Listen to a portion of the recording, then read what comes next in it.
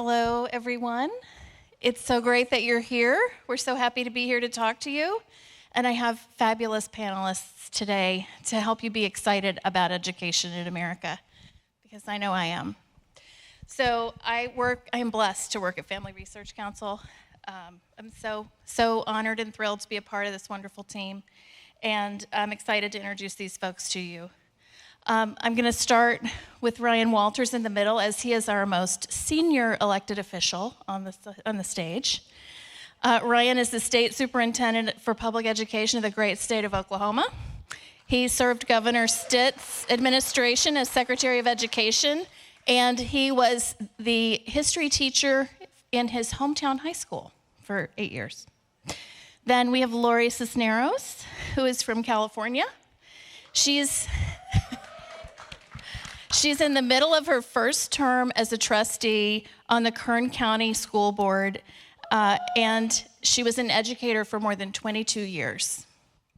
And finally, my friend Amy Haywood has been a military spouse for 17 years. She's taught at the preschool and university levels. She was a congressional staffer, and she's a longtime friend of FRC and me.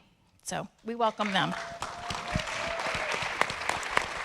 So I've made and remade this panel in my mind for a number of weeks now, but I finally decided that we needed to start with Amy's story, because her story is a great example of what you've all been witnessing happening in your local schools, but she's going to explain to you how this is even happening in a very surprising set of schools. So take it away. Thank you, Meg. So in 2021, my family was given orders to move overseas, and it was 6th grade for my daughter. So she was going to be doing the second half of 6th grade at a Department of Defense school. And this school, these are known as DODEA schools, Department of Defense Education Activity. There are 160 of them around the world and some in the United States as well, and they serve 66,000 military-connected students. And so everything we heard about these schools was just glowing. So we were really excited about it. If you're a paying student at this school, tuition would have been about $27,000 for 6th grade. So we thought, oh great, private school experience almost. So we got over there, and my daughter had some great teachers. She had the military community friends. She had local friends. A lot of really good things about the school, beautiful facility. But then I started noticing some dysfunction about 5 weeks into it. And the core courses of English and math were significantly behind where she was at her schools right outside of DC. And then one of the teachers was obsessed with race. Another one wasn't following several policies, didn't appear to know how to do math. So I thought, something's going on here. So I just started paying closer attention. And I noticed on the school's Facebook page that there was an equity and access teacher training coming up for all of the teachers in DODEA Europe. So I thought, well, I wonder what equity and access means to DODEA. So after the training was over, I went online to get access, and it was password protected, so that's a whole story about how I got access, but I did. And then once I saw, there were 50 presentations, and I started watching them, and I was absolutely stunned by what I was seeing. And I'm gonna play a clip for you so that you can hear from the teachers in their own words what they are doing. This is a conversation between a middle school teacher in Rota, Spain, and a high school teacher in Stuttgart, Germany. You can ask, may I use this name in front of other students? Maybe that student is not out to other students in their gender identity. Or may I use this name when I contact caregivers? So they may be out in school, but they may not be out at home. May I use this name with other teachers, including substitutes? This is a big one that you might want to, like if they circle yes, you might want to chat with the student about, because it might depend on the substitute. I know that our school in Rhoda, we are a very, very small community, and a lot of caregivers will substitute at the school. So, I've had a student who is not out at home in their gender identity, but their mom substitutes at our school. And so, just kind of navigating those waters. Communication is just the biggest thing, right? And we talk about this creating a safe space for our students. We want them clearly to be safe at school, but we don't want that to infringe upon their safety at home. One of the presenters who was in our practice session was talking about creating brave spaces, and I love that. And I really want to push myself and my students to create places where we can be brave. But sometimes the reality is that our students can't come out at home for a variety of reasons. And so we just need to make sure we are crystal clear. This might be the only place where they can truly be themselves and use their name and use their pronouns.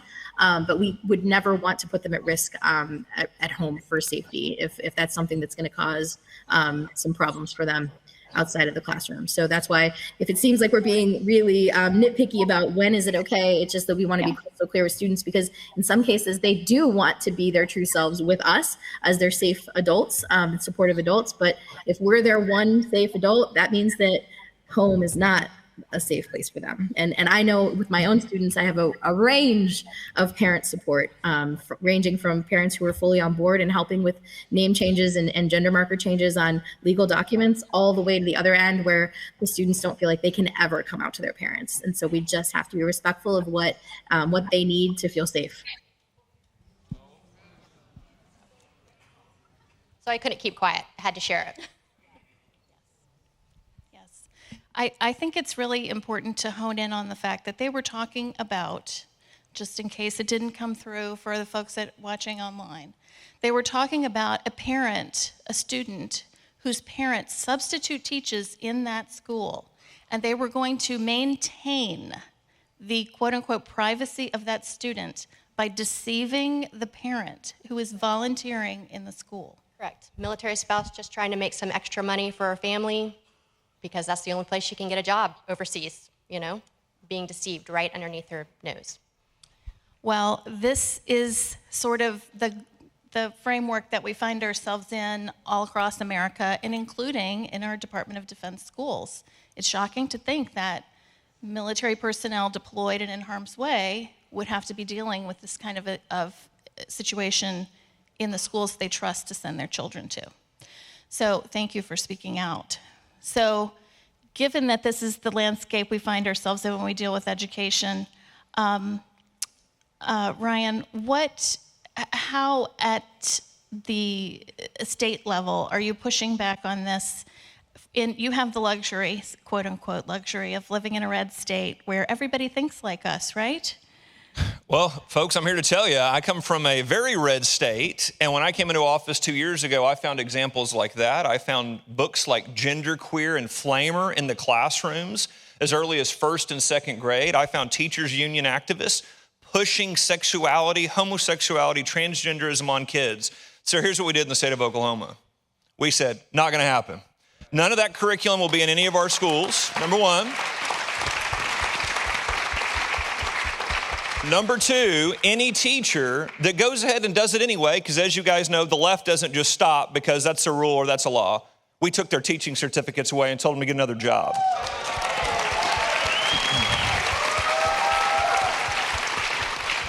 And number three, we told any district that puts any of that filth in their libraries or in their curriculum, we will take your accreditation and you won't be a public school anymore. So folks, they knew right off the bat we meant business in Oklahoma. We're not putting up with this. You're not going to indoctrinate our kids. But I want to tell you the thing that we've done, though, that I'm probably most excited about. We know that just getting that filth out of schools is not good enough, folks. The left has run your schools. They have used the teachers' unions, the Federal Department of Education, which, as President Trump said, should be abolished. There should be no Federal Department of Education. They have used those to weaponize Marxist theory onto your kids.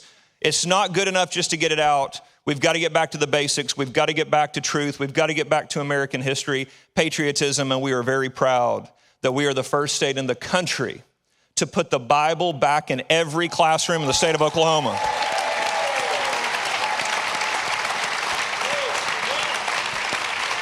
How do you teach history without the Bible? How do you explain why the Pilgrims came to America without the Bible? How do you explain our rights coming from God without talking about the Bible? How do you explain Abraham Lincoln's speeches and almost every United States president that routinely quoted scripture without the Bible? This is common sense, folks. The Bible has to be a part of the curriculum in the classroom. Our kids need to understand the influence that it had on this country. That's not me saying it. That's our founders. You can go from Washington to Adams to Jefferson to Lincoln. You can go through everyone from the founding era to some of those folks that came along later. The Bible played an incredible role, but just to be crystal clear, why did they get the Bible out in the 1960s? Why did they push prayer out? Because they wanted to turn our schools into indoctrination centers to tell your kids that this has always been a secular society. There's no God, there's no faith. Our country's a terrible place. Don't study our history.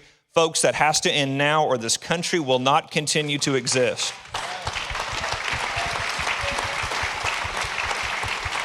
So we are unapologetic. The Bible's in the classroom. We want patriots. We want to promote patriotism. We want folks proud of that flag, proud of this country. And folks, we are fed up with the federal government's involvement. So we want to get the federal government out of education, and we want the federal department to be abolished.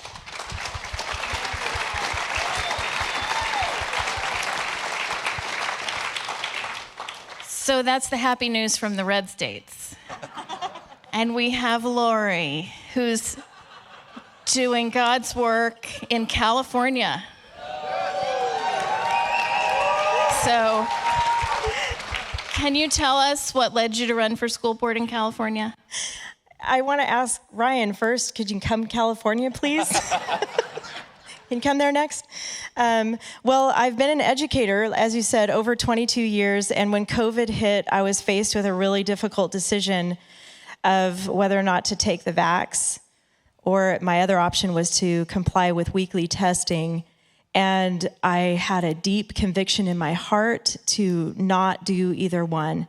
I prayed with my husband. My husband's here. It's just surreal that we're here. This is amazing. But anyway, that conviction was deep, and I knew that I had to draw my line there. I'm not saying it was for everybody, but for me, I had to draw my line there. And they immediately put me on unpaid leave. They stopped my pay. They stopped our insurance for my family. They stopped my retirement.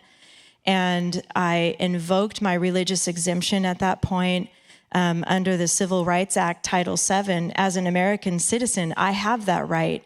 And in that process, we were supposed to have an interactive process to come up with a reasonable accommodation during that time. That's my right. And I offered several options to them, and they did not work with me one bit. So they did not agree to any accommodation. So for 8 months, I was in limbo, which was a deep, dark time for me. And then ultimately, they fired me. After 8 months, I couldn't even apply for unemployment because technically I was employed, and so I was in limbo anyway. At that point, I got involved with a grassroots group called Kern Citizens for Freedom, and it was a group of teachers and parents and grandparents and citizens in the community that knew something was wrong with how things were going during that pandemic. And they were recruiting people to run for school boards, and they told me about a seat that was open on the Kern County Board of Education. So I ran with just my family and a couple friends and won that election. I actually won that election in 2022. Thank you. And against an incumbent, which is hard to do, but and more than a 60% margin. So it was a big win. It was a big win. So then I go on the day that I'm supposed to be sworn into the board, and it turns out the exact same person, the superintendent who fired me, had to swear me in on the Board of Education. All God, all God. I mean, you can't make this stuff up, right? So I had to sit next to her, and suddenly I was her boss. It was so awesome. So she lasted a couple months, and then she retired early. So anyway, so I've been serving on the board now for a couple years, and making some progress, but it is a fight. Kern County in California is actually considered red, conservative. But overall, California is just completely blue, and there's people in our community who are loud and obnoxious that are fighting against what I'm trying to do. They don't like me even with what I wear. This is my uniform. I wear it every day. I tell people I sleep in it pretty much. But because I'm standing for American rights, and I'm representing the average person out there, people who are just average people. I'm telling you, I'm just a regular person that decided to take a stand, and then God basically just picked me up and said, I want you over here. And now I'm fighting for all of us and all the kids out there, and parents and grandparents and teachers, and trying to protect kids and protect parents' rights. And so that's where I'm at on the board. That's how I got there. That's fantastic. That's fantastic. Thank you. All God. We started doing this panel about 4 years ago, and we've been encouraging people to run for school board. And it is such a joy to see when people answer this call that's not from me, right? It's not from Family Research Council, but it's from a higher place. And the amazing things that happen when that call is answered. So, Lori, what is the makeup of your school board? Are you the only conservative? So we have 7 members on our school board. There's one other that's like-minded with me, and so that's 2 out of 7, which isn't quite enough to have a majority. But I'm so thankful for her. We work together on trying to make things happen, like parental notification. But the majority, and they would say they're conservative, but they're fighting me on removing sexually explicit books from the classroom. They fight me on that. They fight me on protecting parents' rights. And tampons in the boys' bathroom. I don't know if you guys have heard about that one, but that's happening in California, seriously. So you think these are no-brainer things that we need to take a stand on, but I'm struggling. But I will tell you, there's 4 seats open that are on the ballot on our board this November. Pray, pray, pray, because there's 4 solid believers that are conservatives running for those 4 seats. And then please pray, because we can turn this around. Can you imagine? And Kern County is a big county in California. We can make a huge impact on California. I'm excited, and I'm believing that they're going to win, and we're going to be able to just make a lot of changes and start moving, pushing. I have to say I take so much inspiration from folks in California like you who are leading this charge, and you see that now you have 4 people to run. I mean, you can make an excuse and say, oh, it's too late, oh, it's so far gone, oh, there's nothing we can do. That is the lie that the devil wants us to believe. There is always something to be done. And even if it's just standing up and saying what no one wants to hear, it's worth doing. So thank you for what you're doing. You're welcome. Thank you. So I want to go back to Amy, because I mentioned it when I introduced you that you'd worked on Capitol Hill, so you had some experience in the legislature. So when you're in this impossible situation, what was your recourse? So I immediately reached out to my former boss, Representative Joe Pitts, and I got his counsel on what I should do. I also reached out to several different people in DC, so I got connected with some congressional offices who could do something about it. And so, that's immediately what I did. And then right now,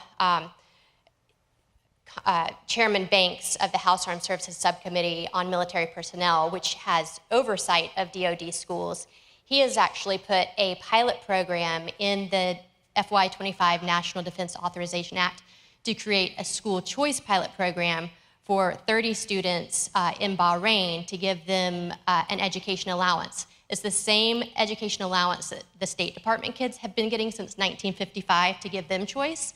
And so he's hoping that this will happen large scale at some point for military kids, but right now it's just the proposal is a small pilot program. And so we're just waiting for that to be negotiated with the Senate's version of the bill, and then we'll see if that actually stays in, which would be amazing and really help military families out. It seems like the least we could do. Mm-hmm. I think right? so. Yeah. Well, Ryan, what your passion has been such an example. Are there other examples of the way Oklahoma is leading? There was the charter school, the Catholic charter school. And again, this is a red state, so we would think that everybody would be happy about this idea.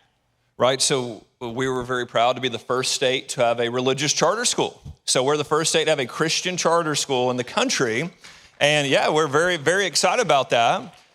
And our state Supreme Court came in and said it was unconstitutional, which is completely bogus. So we are appealing that to the U.S. Supreme Court. So we want to give these Trump-appointed justices the opportunity to come back and look and say, listen, here's the reality. If you as a parent want to send your kid to a Christian school, we want to empower you to do that. We want more options for parents. We want more school choice. But folks, you really see this stark difference in education policy out there today, don't you? And I do want to point something out. Have you guys noticed that lately you had the presidential debates, you've had all this talk around the election. You hear much talk about education? It's kind of disappeared, hasn't it? Think about that for a second. I'm going to tell you exactly why it's disappeared. Because conservatives are winning on education now. Conservatives are winning. Our positions are common sense. It's what parents want. It's what grandparents want. It's what taxpayers want. So the mainstream media goes, well, let's just, let's push this aside. They don't want the public to see that Kamala Harris and Tim Walz are pushing the most radical Marxist agenda onto our kids. They want the schools to come in and, as you pointed out, put tampons in the boys' bathrooms like Walz did in Minnesota. They want to tell your kids that this is a racist, evil country. And look at their positions. They have been so anti-Semitic, so anti-Christian in their policies, it's outrageous. On the other hand, you have President Trump. He wants to abolish the Department of Education, have universal school choice, wants to get back to understanding American greatness. Folks, that right there, that is clear contrast. But the mainstream media, all of a sudden, this issue has disappeared. And I do want to make one more point on that. This is what happens when conservatives actually play offense. For far too long in education, what did Republicans do? Just give them more money and we'll tinker with the standards. No. Our education system has been hijacked by socialists.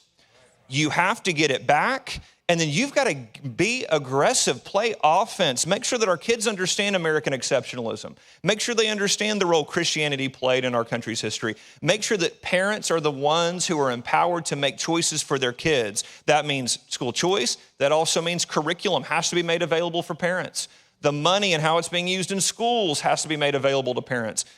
This is finally a position that we are winning on, and Republicans and any elected official needs to hear this loud and clear. Americans are sick and tired of backing down to woke mobs. We don't back down to woke mobs in Oklahoma.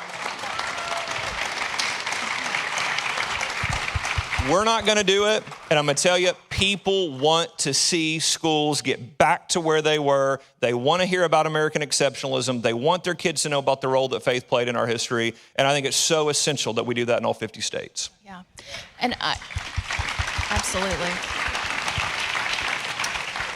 I think that's so important. And to your point as well, you know, we in the Christian conservative community spend a lot of time building our own schools for our children where we can teach them what we know they need to know.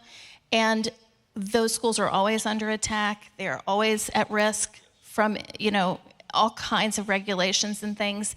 And that attack is launched from the platform of other people controlling our educational system in America. So if we want to protect what we build, we need to make them protect what they want to do, at least make the case and the argument for what they want to do, which so often we have not required of them because we just focus on our very important work that we do to protect our own children. But that is not sufficient for today. We have to do both things. We have to build our own institutions, and we have to fight to make public schools safe for any child to go. So as we wrap up the panel, can you tell me, as you've engaged in this fight that we're asking everybody to engage in, what a piece of advice would you have for someone who's considering this? What do you wish you'd known when you started? You know, tell us how to start. Well, so I would say for military parents, I didn't know anything about DoDEA schools before we went overseas. And now that video, we have it thanks to an organization called Open the Books, who went through that entire Equity and Access Summit, time-stamped everything from the 50 presentations, and produced 2 reports that have gone to Congress telling everything, you know, about the DEI initiatives that we know. That video was pulled once media reports came out about it, and we haven't even been able to get it by FOIA now. But it's okay because we have the recordings. But I would say for military parents, educate yourself on what's happening.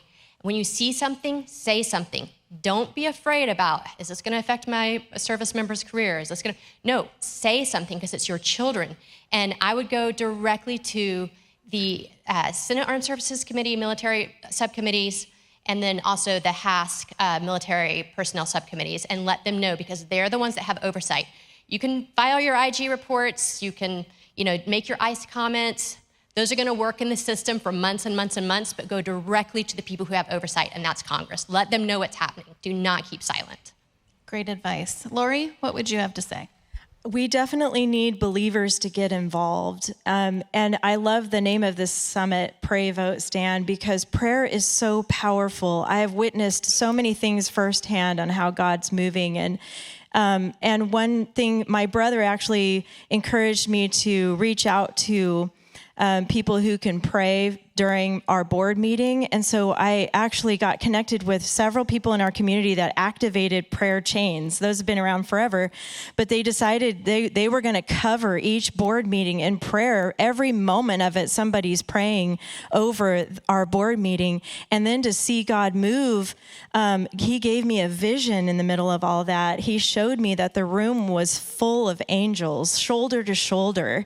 And then this is the coolest part, because a 9-foot angel was standing behind my chair, and his hands were resting on a sword, and he was there for me. And I believe it was the Archangel Michael just showing me that God's army angel is with me. And then God showed me to love these people, because when they come to the board meeting and they're hurling insults at me, they're calling me names, they're, how dare you? And what I'm doing is standing up for kids and for parents' rights, and they're lashing out on me. And God showed me through my husband praying for me that they're not angry at me. They're not lashing out at me. It's who I stand for, which is Jesus Christ. And they're lashing out at him. Once I was able to separate myself from that, I can handle it. It doesn't bother me. It's like it bounces off me, and then that big angel behind me is just like taking all the darts and everything, and and I don't have to worry about it. But the thing is, then he showed me I can show them love. So when they go and they speak at the podium, I take notes on everybody that speaks. And then I say their name when it comes to my turn. And I said, Michael, I heard you. I heard what you said. And I know you're upset about this. And you said this. And I'll quote exactly what they say. And it diffuses the enemy. It totally silences the enemy. They just want to be heard. These people want to be heard. And then afterwards, they would come up to me and say, how are you doing this? In fact, there's a teenager that comes to our board meetings, and he said, and he's a liberal, he's with the LGBTQ community, and he's against everything I'm doing. And he goes, I want to be like you when I grow up. And he goes, how are you doing this? People are throwing stuff at you, and then you show love back. It's all God. I'm telling you, it is all God. It is all God. So that's my advice. Get involved, pray, take a stand. I just love this summit. It's all about that. So thank you. All right, Ryan, bring it home. Folks, I think we have to demand action out of our elected leaders. I wish I could tell you this only happened to me a couple of times. Folks, I have had so many Republicans come up to me and go, can't you just slow down? Well, you keep changing the standards. You're doing this, you're doing that. The union is so mad. The Democrats, can't you just, do one thing this year? And I say, absolutely not. And they told me, well, you say these things during a campaign, but you don't actually do them. Folks, I've had Republicans tell me that. We need to demand action of our elected officials. When you get elected, you go in and you change things for the better. You have your game plan. You listen to the people, and you enact their agenda. And folks, we got President Trump out there literally taking bullets. And then you got other Republicans that won't take a stand on issues that are the most obscene things we've ever seen in this country's history. They're after your kids. Yes, they are. They're after your kids. And we still have some Republicans that won't take a stand. They are trying to destroy the Christian faith. They are trying to break down the family. They're trying to break down this country. We have to demand action of every elected official to fight back and win this war. Thank you.